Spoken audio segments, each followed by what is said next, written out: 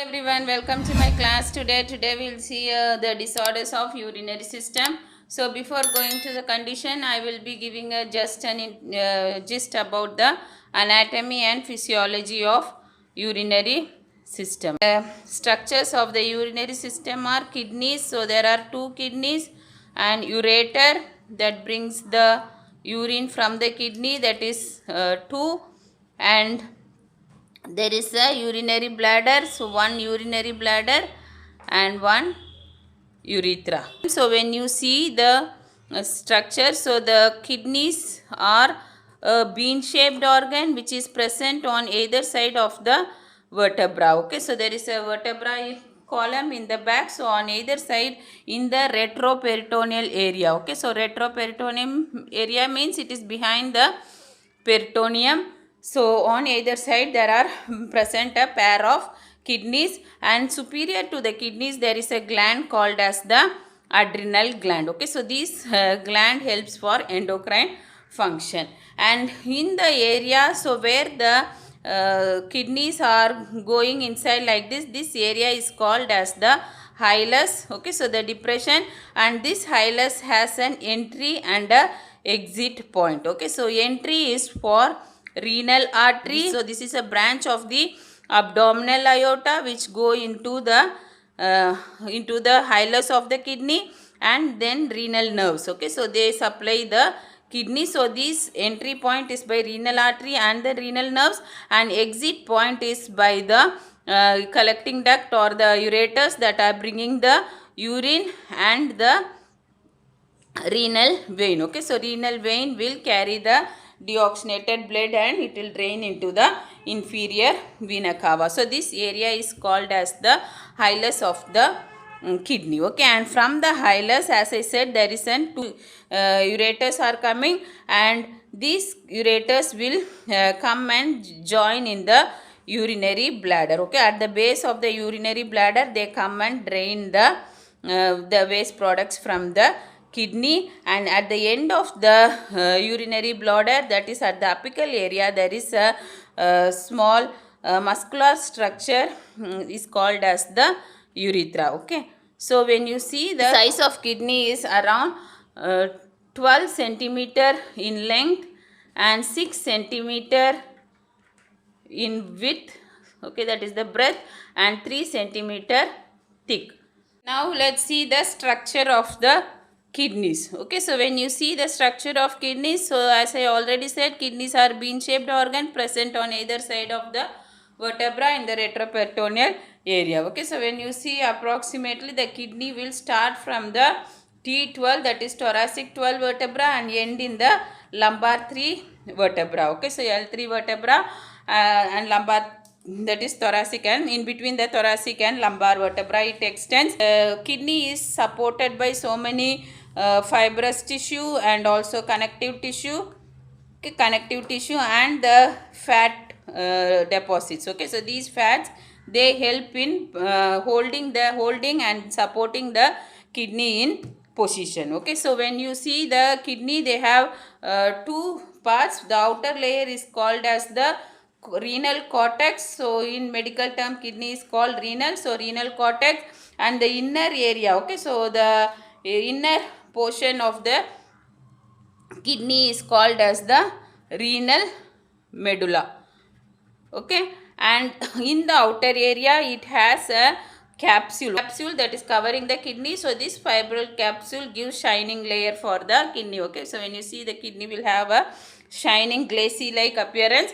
So this is due to this fibrous capsule. Okay, and in the inner layer you can see this triangle shaped objects are present. This part is called as the renal pyramid. Okay, so pyramids, and then this renal pyramids are held in a apical area. Okay, so they are held in the apical area like a cup like structure, and this cup like structure is called as renal papillae. Inner part of the area where the renal pyramid start, this area is called as the renal calyx. Okay, so on the major part above it is called as major calyx, and in the lower there are small branches. These are called as minor calyx. Okay, so their inner layer is called as the this layer is called as the renal calyx, and the area where the entrance point, okay, so this area where there is a depression, so this area is called as the renal hilus, okay, so which has the entry and the exit point. And this part, okay, so this part of the area where after the purification of blood takes place and the waste products are coming and draining, so this area is called as the renal pelvis, and renal pelvis can hold around 3 to 5 ml of urine. Okay, so if the urine is more than that, then it will backflow into the kidneys. Okay, so this is the structures of kidney, and this kidney is so each kidney are made up of nearly 1.3 million nephrons. Okay, so each kidney has 1.3 million nephrons, and nephrons are the functional unit of the kidney. Okay, when you see the function of nephrons, I said each kidney has nearly 1.3 millions of nephron, and it is the functional unit of the kidney. So the function are glomerular filtration, tubular reabsorption, okay, tubular reabsorption, tubular secretion, and tubular excretion. Okay, so these are the functions of kidney. Okay, so mainly 20 to 25% of the cardiac output is coming to the kidneys through the renal artery, that is nearly 1200 ml of blood is coming to the kidneys. And here there is a Bowman's capsule, and on the Bowman's capsule there is a glomerular basement membrane, and in the glomerular basement membrane there is glomerular filtration occurring. So the glomerular filtration rate is about 125 ml per minute. The afferent arterioles, the blood comes to the Bowman's capsule, and then there is the proximal or the first convoluted tubule. Okay, so in the proximal or the first convoluted tubule, major, so next comes the tubular reabsorption, so that starts from the proximal convoluted tubule. So major electrolytes, amino acids, small proteins, and glucose will get reabsorbed back into the body in the proximal convoluted tubule. Okay, and next comes the descending and ascending loop of Henle. Okay, so in the descending loop of Henle, water is getting reabsorbed back in the body, and ascending loop there is sodium and chloride reabsorption takes place. Okay, so after this there is a distal convoluted tubule or the second convoluted tubule. So this is the area where major portion of bicarbonate, ammonia, so all these secretion takes place, and according to the, so here they maintain the acid base balance according to the need of the body. So whether the blood, so the blood pH is alkali or acidic, based on that this bicarbonate and ammonia reabsorption will takes place. Okay, and in the distal convoluted tubule it ends in a duct called as collecting duct. Okay, so this collecting duct consists of a hormone called as ADH. Okay, so in the collecting duct there is a hormone ADH will act. So this antidiuretic hormone will identify whether there is need for water and how much fluid should be regulated. So everything will be identified by this antidiuretic hormone. Okay, as the name anti means against, diuresis is urination. Okay, so if there is more need for water, then the antidiuretic hormone will prevent the fluid loss in the urine. Okay, so it is because of this hormone there is no more fluid loss doesn't occur in the urine, and thereby the blood pressure also will be maintained. Okay, so secretion of ADH takes place, which helps in monitoring the pH balance in the body, and according to that maintaining the electrolyte balance also. Okay, and last is the tubular excretion. So once the urine is formed, okay, so they will pass into the ureter. Okay, so it is a passageway, and it is around 25 to 30 centimeter long, and it is 0.2 to 0.8 centimeter in diameter. Okay, because of their small diameter, there is more chance of forming renal calculi in the ureters. That is when the urine is concentrated, they can form the calculi. Okay, and next is urinary bladder. So urinary bladder, they are made up of a special muscle called as detrusor muscle. So this detrusor muscle helps in distension and contraction. Okay, that is when the urine is filling in the urinary bladder, they distend and give place for the urine to store, and for contraction they contract and send the urine outside. Okay, so so once the urine is coming outside, they contract and release the urine. Okay, so this is the function of detrusor muscle. And one more thing, they are also made up of a special cell epithelium called as transitional cell epithelium, which is only present in the urinary bladder. This is because during the storage of urine, the urine should not leak outside into the peritoneal cavity, and moreover they also, that is, the urine is a concentrated, or if it is an acidic in nature, so this acidicity should not cause irritation to the walls of the bladder. Okay, so because of that, they are made by a special cell called as transitional epithelium.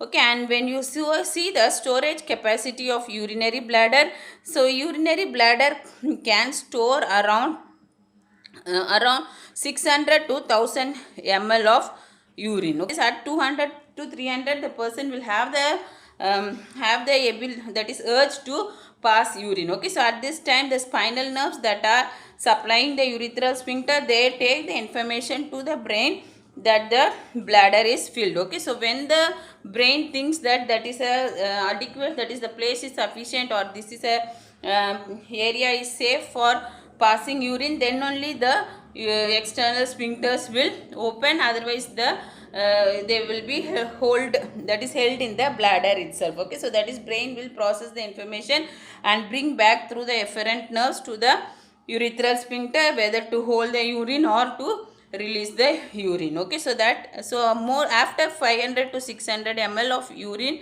when it is filling, there will be serious urge or severe urge to pass the urine. Okay, so these are some gist about the bladder. And okay, so at the end of the bladder, so there is a apical area. So this is made up of they are made up of smooth muscles. They are called sheath-shaped striated smooth muscles. Okay, so this urethra is made up of smooth muscles.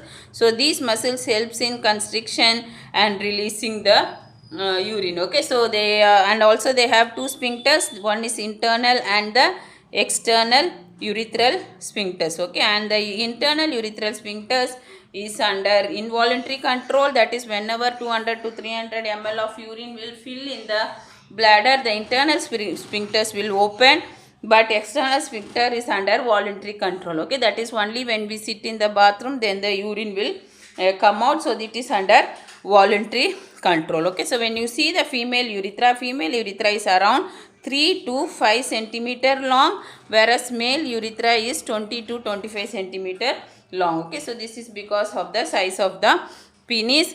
And and when you see the male urethra, they are again classified into 3 types as prostatic urethra. This prostatic urethra will extend from the bladder to the prostate gland. Okay, to the prostate gland. And there is a membranous urethra.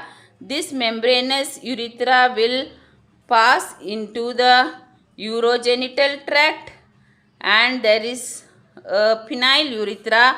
So this will form the penile area. Okay, so this penile urethra is present in the, that is, it will cover the penis area. So these are about the anatomy and physiology of the organs. Coming to the disorder of urinary system, so first we will see about renal failure. So it is one of the important topic. Okay, so renal failure, so renal means kidney, failure means it is stopping the function. Okay, so when the kidney are completely lost their ability to filter water and waste from the body, and thereby there is accumulation of toxic waste in the body and cause dangerous health problem, that is called as definition. Okay, and coming to the types, they are again divided into 2 types as acute and chronic renal failure. Okay, so acute means, as the name, it is sudden. So suddenly there is some kidney dysfunction due to some trauma or anything which can cause insufficiency of the kidney for a particular time, and once the patient is hospitalized, there is intensive care done, and then the person will get treated. That is called acute care. And chronic care is, here there is slow destruction of the kidney, and because of that there is dysfunction of the kidneys, and thereby gradually patient kidneys will be losing its function, so that it cannot remove the waste product, is called as chronic renal failure. Okay, and coming to the etiology. Okay, so etiology is causes. So again we classify into three types as pre-renal causes and intrarenal causes and post-renal causes. Okay, so pre-renal is before the blood is coming to the kidneys, there is some problem, that is, there is no adequate blood is coming to the kidney, and because of that kidneys lack blood supply and oxygen, so they cannot function, so it is called pre-renal cause. Intrarenal means there is some problem in the kidneys itself. Okay, so kidneys are damaged, so they are not able to do their function. And post-renal is there is problem after the kidneys, that is, the urinary bladder or the urethral sphincters are not able to eliminate the urine, so there is backflow of all the waste products into the kidney, and because of that kidney is getting damaged, that is called as post-renal failure. So pre-renal cause can be due to dehydration. So in dehydration there is vomiting, nausea, blood loss. Okay, so in these conditions there is no adequate blood coming to the kidney, so because of that kidney will be getting damaged. And then due to blood loss after surgery. Okay, so when they do any surgery, there is a rapid blood loss, so there is decreased blood flow to the kidneys. When the kidneys do not get adequate blood supply, then the kidneys will go for damage. Okay, so blood loss also can cause kidney damage. Okay, and then it can be due to burns. So burns also, the fluid from the blood vessels are shifted into the cells, and because of that there is decreased fluid, and fluid cannot adequately come to the kidneys. And next it can be due to sepsis. Okay, sepsis is nothing but infection of the blood. So again, when the blood is infected and infected blood comes to the kidney, so kidney will get damaged.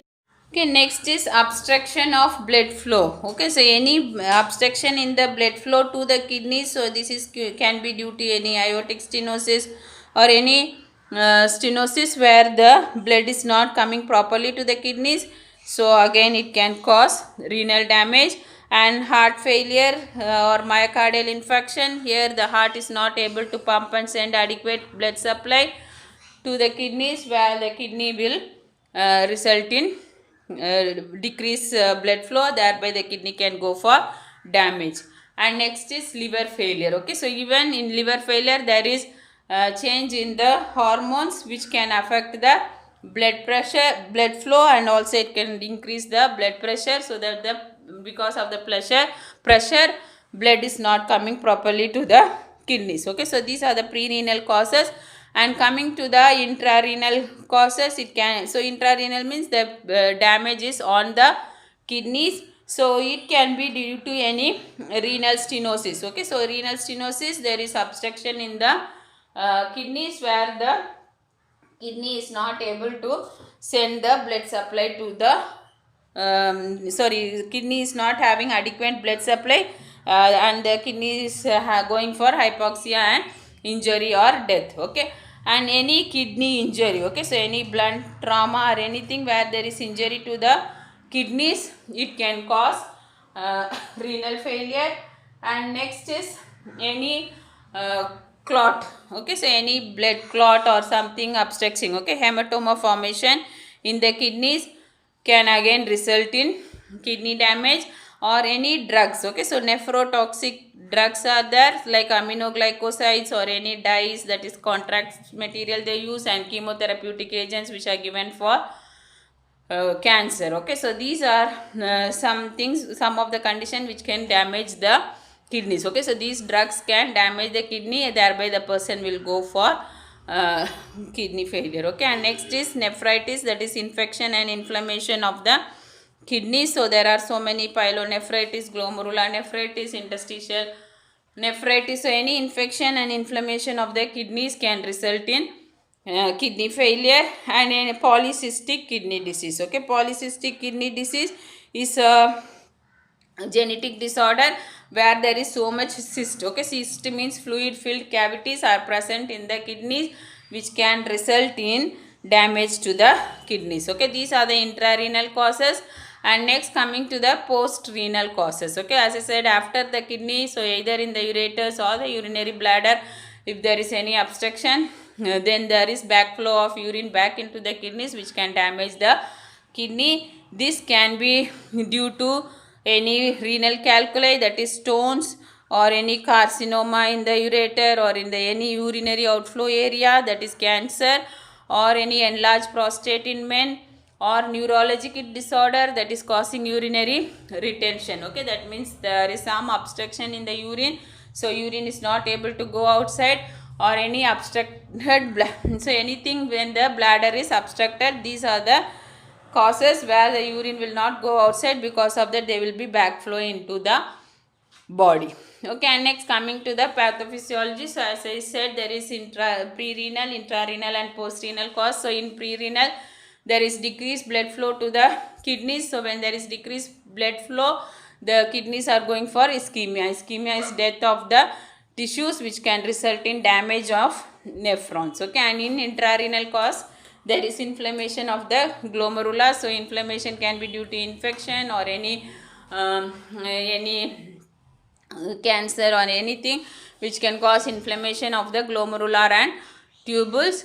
Again, they can damage the nephrons. And in post-renal cause, there is obstruction of the urinary outflow. So the outflow is obstructed, so there is retrograde flow of urine to the kidneys. Okay, retrograde is nothing, backflow of kidneys. So there is hydroureter and hydronephrosis. Hydro means increased fluid in the ureter, and also nephrons is kidneys. Okay, so both kidneys or ureter are filled with the waste fluids. So all the metabolic salts and urea, they all will join to combine, and they enter back into the kidneys and they cause acidosis, and this acidosis can damage the nephrons. Okay, so whenever the nephrons are damaged, so usually the glomerular filtration is 125 ml per minute. So this glomerular filtration is decreased. So when it is decreased and the waste products are not eliminated from body, all the toxic waste gets accumulated in the body, which can result in metabolic acidosis. Okay, so the fluids will become acidosis, which is the acute renal failure. Okay, and further, this acidic pH can again destroy more of nephrons, and gradually they will cause loss of the functioning nephrons. Okay, all the nephrons which are functioning, so main function is to eliminate the waste, so they won't function, which can result in chronic renal failure. When so much renal failure is there, there is impairment in sodium water reabsorption, and also acidosis, which can result in electrolyte and acid base imbalance, and further accumulation of urea and nitrogen in the body will cause uremic syndrome. Okay, so this uremic syndrome will result in end stage renal disease. Okay, so that means there is only 20% of the functioning kidneys. Okay, so the clinical manifestations are, there is uremic syndrome where fatigue and anorexia, which is loss of appetite, headache and nausea, vomiting will be there. This is due to increased urea and creatinine accumulation in the blood. And hyperkalemia, that means increased potassium in the blood, which can result in cardiac dysrhythmias, because potassium is a main component of the cell. So when it is in the blood in more, so usually kidneys has to eliminate this potassium. If it is not eliminated, they can cause increase in the blood, which can cause cardiac arrhythmias. And flank pain, so because kidneys are present in the flank region, that is just above the pelvis, the patient will have pain in this flank area. This is due to atrophy or necrosis of the kidney. And patient will have oliguria, which is decreased urine, and dysuria is painful urination. Okay, this is because kidney is failing and it is not able to send adequate urine, that is adequately the waste products are not eliminated. So patient is having decreased urine and difficulty in urination. And patient will have nausea, vomiting, diarrhea. This is because all the metabolic waste and toxic materials are accumulated in the blood. So patient will eliminate it through nausea, vomiting and diarrhea. And abdominal pain due to renal, if the patient is having any renal injury, then the patient may go for abdominal pain. And metallic taste in the mouth, this is again waste products are accumulated in the body, so it can get eliminated through the mouth, so there will be metallic taste. And seizures and coma, so this is because ammonia is a waste product that has to eliminate from the body. So if it is in a higher amount in the blood, it can cross the blood brain barrier and then it can go into the brain and it can cause seizures and coma. Okay, so ammonia is toxic to the brain cells. And elevated BP of 180 to 180 by 100 mmHg is there. This is because urine is not excreted properly, all the waste products are accumulated in the blood and there is increased tension in the blood which will result in hypertension.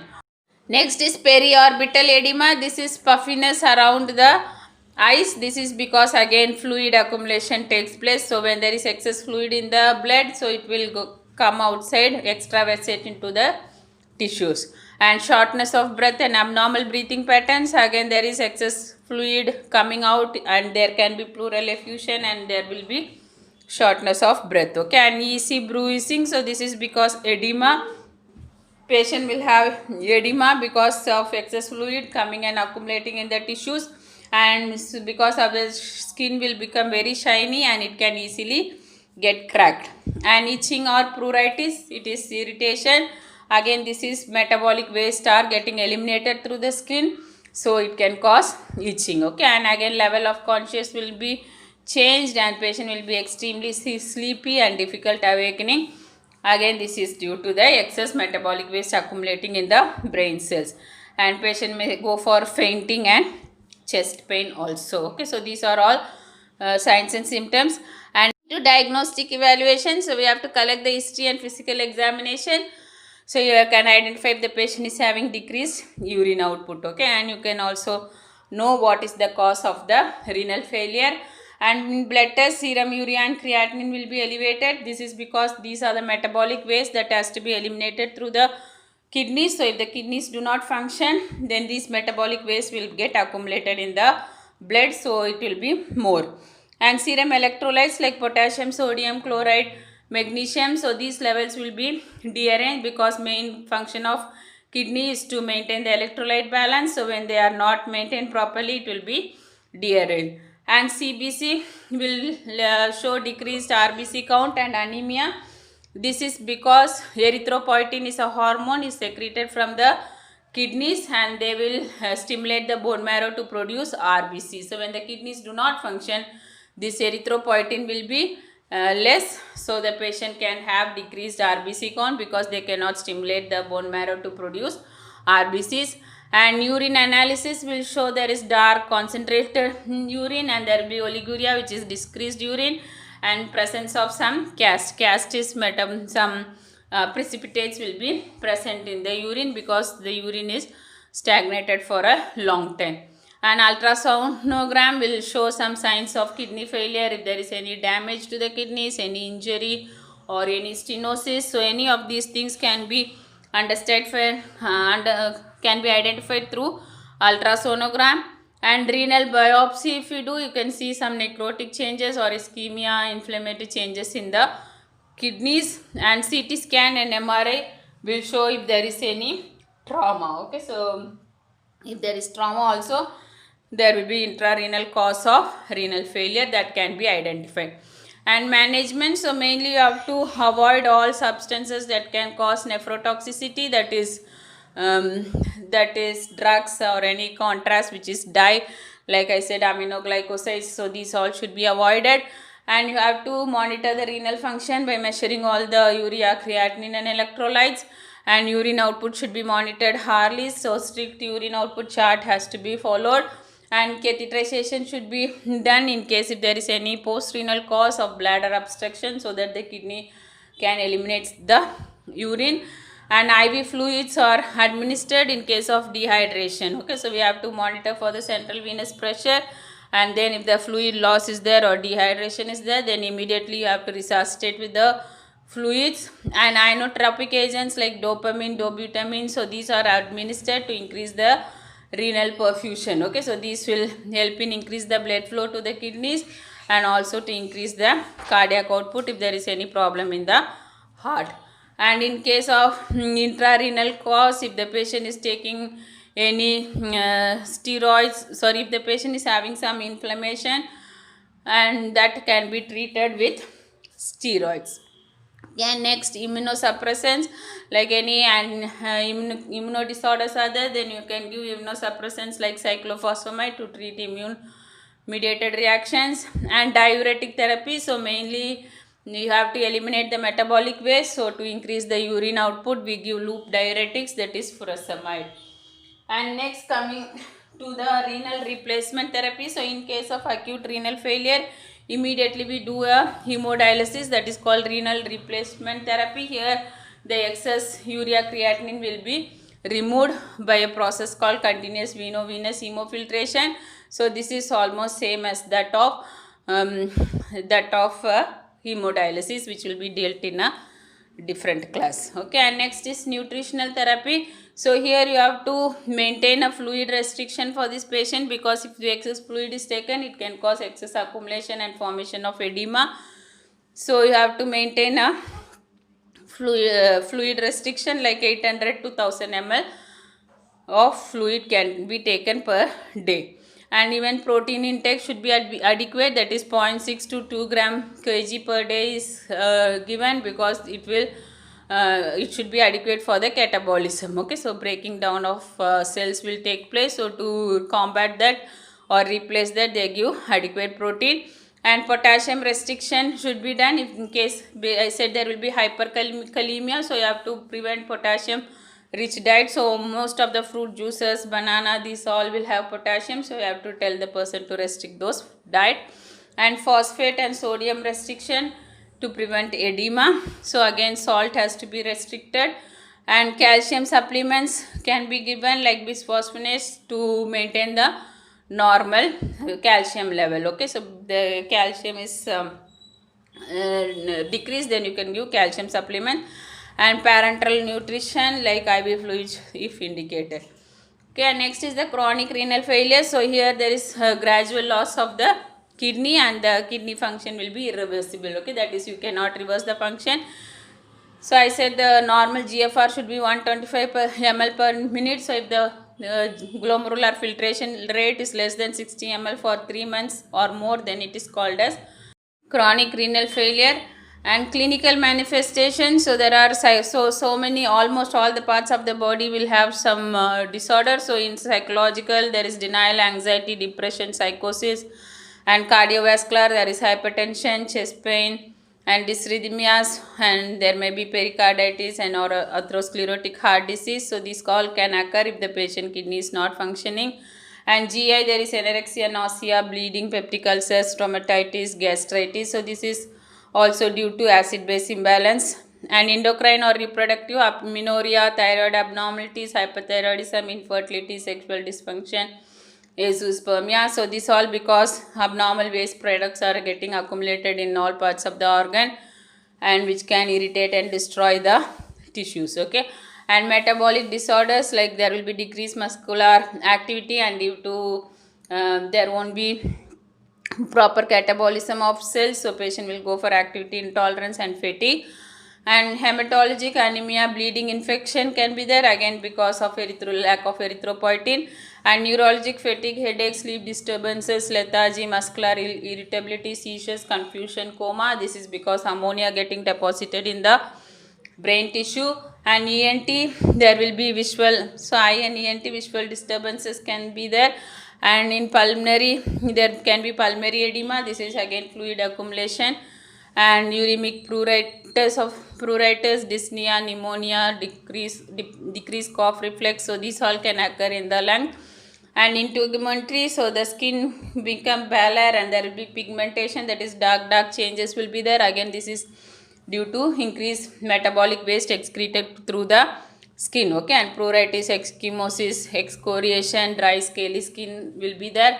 And in extremities there is paresthesia, that means numbness, motor weakness and restless leg syndrome. So that is shaking of the legs. So these are all clinical manifestations. Again, diagnostic studies. So you can see an urine dipstick test. So because glomerular basement membrane should not eliminate the protein from the kidney. So if the kidney is not functioning and the GBM, that is glomerular basement membrane, is eliminating the proteins into the urine, then there will be wastage of protein. So you have to see with the dipstick test whether protein is present in the urine. Okay, and then albumin creatinine ratio you can check in the urine. So with that you can identify how much albumin, that is the protein, is eliminated. And in urine test you should also detect for presence of RBC, WBC, protein and glucose. Okay, so when all these are present, then means there is major damage to the kidneys and patient is suggestive of chronic renal failure. And renal ultrasonogram you should take again to see for the urinary flow where there is any obstruction, and CT scan or renal scan to find if there is any trauma. So again, as acute renal failure, you have to do a biopsy and hematocrit, hemoglobin levels. This is due to erythropoietin deficiency, and all electrolytes like sodium, potassium, urea, creatinine will be dearranged. And next, coming to management. So here you have to correct the fluids. So like in case sodium, potassium, whatever electrolytes are abnormal, you have to correct that. And also if there is any fluid overload, then you have to restrict the fluids. And nutritional therapy must be done for this patient, because in case patient is having protein loss, etc., then you have to give excess protein. So all those therapy as acute renal failure, you have to see if the patient so according to the investigation, what is the potassium sodium level, so we have to correct those sodium potassium electrolytes with the help of the nutrition. And dialysis therapy. So dialysis is one of the therapy where it is like an artificial kidney. It's a machine where the patient's whole blood is transferred into this dialysis machine, which will remove the metabolic waste, and then it is again transfused to the person's body. So it is a very big class which can be dealt in the next class. Okay, so thank you for listening. If you like my video, please like, share, subscribe, and also click the notification button for further updates of my video. Okay.